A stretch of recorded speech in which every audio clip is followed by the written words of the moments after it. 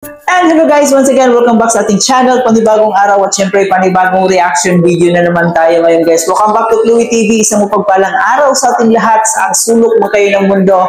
Ayan, lalong-lalo na sa ating mga OFW na palagi nakasuporta dito sa ating channel at syempre dito sa ating Team Kalingap. Maraming pong salamat sa inyo guys, no? So, ayan na guys, yung maging reaction video natin sa araw na to ay syempre patungkol dito sa ating Jungkal, no? Patungkol dito kay Papa Joms at Carla, kung saan matutuloy nga itong pagbuburakay nila, no? So, sobrang excited tayo kung ano kaya yung posibleng maganap sa ating mga solid Jungkal fans. Talagang inaabangan to ng lahat, no? Mamaya ay bibigyan natin yan ng bulong kung ano yung mangyayari sa ating Jungkal pagpunta nga nila ng Boracay. Pero syempre bago ang lahat guys, gusto ko lang i-share itong video na to sa inyo, no? Kung saan sobrang napakagaling ng pagkagawa ni Coco Art, no? Dito kay Carla, kung saan ginamitan niya ito ng charcoal painting. Makikita natin yan mamaya, no? Syempre bago tayo magpatuloy, kung gusto mo ng ganitong klaseng reaction video, huwag kalimutan mag-like and pakishare na rin po guys itong video natin para mas mapanood pa ng ating ibang Kalingap supporters at ng ating ibang Jungkal supporters. And panoorin, i-share po natin ito. And of course, baka naman pakisali na rin po yung notification bell para mas updated po kayo sa ating mga gagawing reaction video dito. Siyempre po guys, huwag din natin kalimutan palaging suportahan ang pinakaama ng Kalingap, si Kuya Bal Santos Matubang, si Ate Edna Vlog, si Kalingap Rob at siyempre si Jack Matubang. Nandiyan din po ating mga T-Boys, Kalingap Partners at ang ating mga charity vloggers sa Pilipinas. Suportahan din po natin sila. And siyempre guys, bago tayo magpatuloy sa ating topic, ayan, panoorin na natin itong nakakamanghang galing ni Coco Art, no? Kung saan drawing niya nga itong si Carla natin. So, panoorin na natin ito.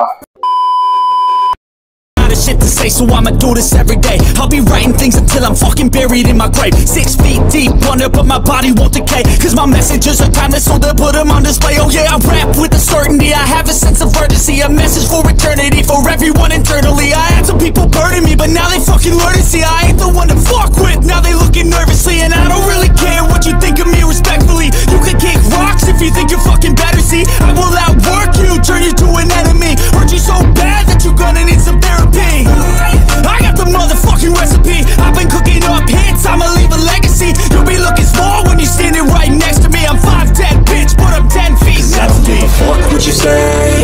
Yeah, I'ma do shit my way.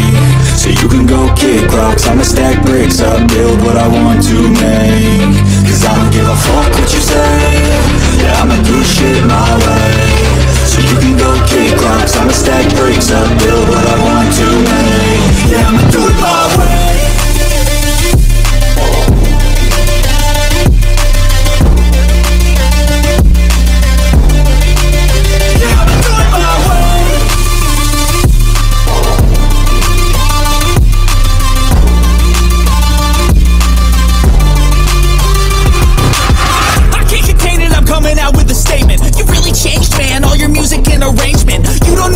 Shut your mouth, you can save it. I'm the same dude that got his come up from the basement. 100 songs, 100 weeks, didn't change it. Experiments, development, intelligence, and patience. I'll do it all again, cause I never feel complacent. Let's keep the good vibes, positivity's contagious. I'm never looking back, cause I made a life that's passionate. A college graduate suppressing all his talents, yeah. He found a way to go and change, become an advocate. For taking control of your life, go out and battle. And you think you have a dream, then act on it. Get after it, get out your head and fucking capture it. You got one life to master it.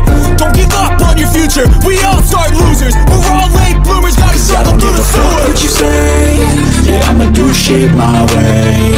So you can go kick rocks, I'ma stack bricks up, build what I want to make. Cause I don't give a fuck what you say. Yeah, I'ma do shit my way. So you can go kick rocks, I'ma stack bricks up, build what I want to make. Yeah, I'ma do it my way.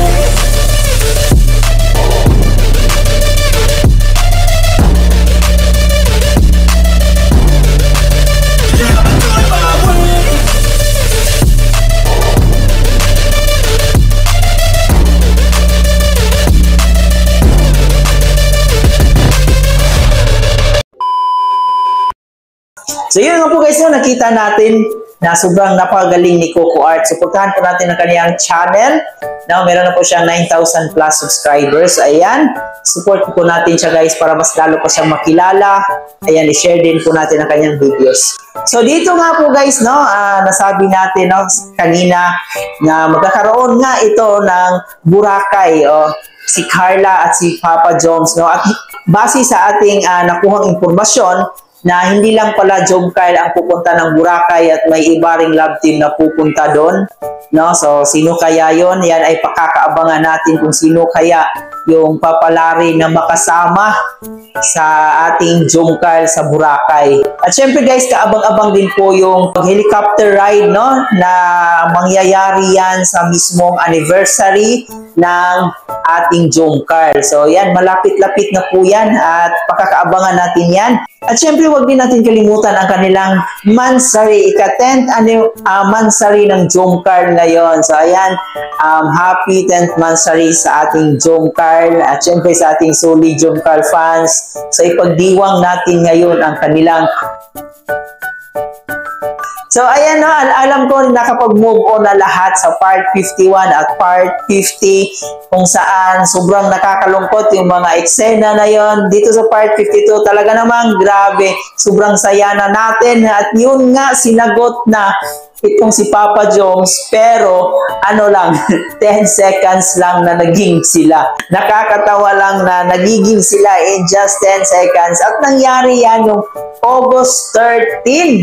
Ayan, ang importante, ano na sila ngayon, bati na, masaya na yung Jomcarl natin kasi yun lang yung pinaka-ano natin, pinaka-gustong mangyayari na magkabati sila. Hindi baling hindi muna tinutuhanan ni Bibi Carla yung pagsagot niya dito kay Papa Joms. Ang importante, nagkabati itong dalawa na to at ayun, happy na po silang dalawa. So aabangan na lang natin yung part 53 kung ano yung mangyayari, kung talagang totohanin na ba ito ni Carla, nasasagutin na niya si Papa Joms. So, yan ay kaabang-abang. At syempre, yung pagpunta nila ng Boracay, talagang marami tayong aabangan. At syempre, dito na rin sa kanilang helicopter ride na mangyayari nga sa mismong anniversary ng Jomcarl. So, dito lang tayo. Panoorin lang natin palagi at marathon yung mga videos nila. Suportahan natin. Kasi sobrang nakakatulong po yung ginagawa natin na pag-marathon sa kanilang mga videos. Puntahan natin ang programa ni Kalinga Prab. At syempre guys, dito kay Kuya Bal Santos Matubang, suportahan din po natin ang kanyang mga videos. At hindi lang love team, kundi lahat ng mga charity vlogs nila, no? Sa ating mga keyboys, suportahan natin sila para mas marami pa silang matulungan. So ayan, hanggang dito lang muna yung update natin patungkol sa Jomcarl. Sana nag-enjoy kayo, uulitin ko na naman. Please don't forget to like, share, comment. Paki-subscribe na rin ang ating channel. Paki-turn on ang notification bell para mas updated po kayo sa ating magagawing reaction video. Muli po guys, ito nga po pala si Chloe TV. Maraming salamat.